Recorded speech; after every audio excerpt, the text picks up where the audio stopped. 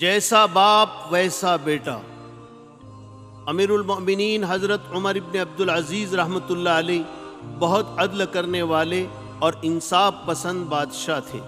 ایک دن کی بات ہے کہ وہ اپنے بستر پر پہلو کے بل لیٹے ہی تھے کہ ان کا 17 سالہ بیٹا عبد الملک کمرے میں داخل ہوا۔ اس نے کہا، امیر المؤمنین آپ کیا کرنا چاہتے ہیں؟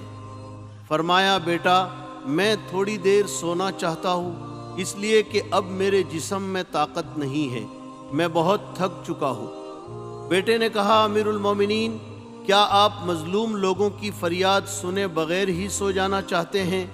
ان کا وہ مال جو ظلم سے چھینا گیا ہے انہیں واپس کون دلائے گا؟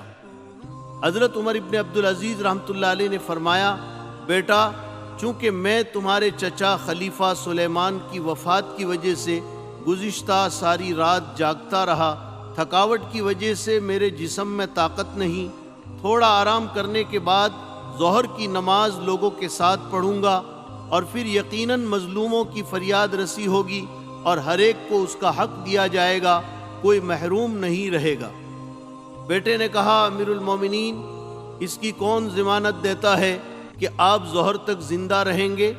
بیٹے کی یہ بات سن کر حضرت عمر ابن عبدالعزیز رحمۃ اللہ علیہ تڑپ اٹھے، آنکھوں سے نیند جاتی رہی، تھکے ہوئے جسم میں دوبارہ طاقت لوٹ آئی اور ایک دم بیٹھ گئے اور فرمایا، بیٹا ذرا میرے قریب آؤ۔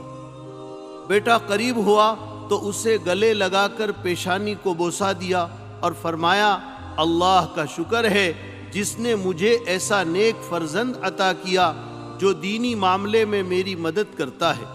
پھر آپ اٹھے اور حکم دیا کہ یہ اعلان کر دیا جائے کہ جس پر کوئی ظلم ہوا ہے وہ اپنا مقدمہ خلیفہ کے سامنے اسی وقت آ کر پیش کرے۔ چنانچہ مقدمات آئیں اور آپ نے انصاف کے مطابق فیصلہ کیا۔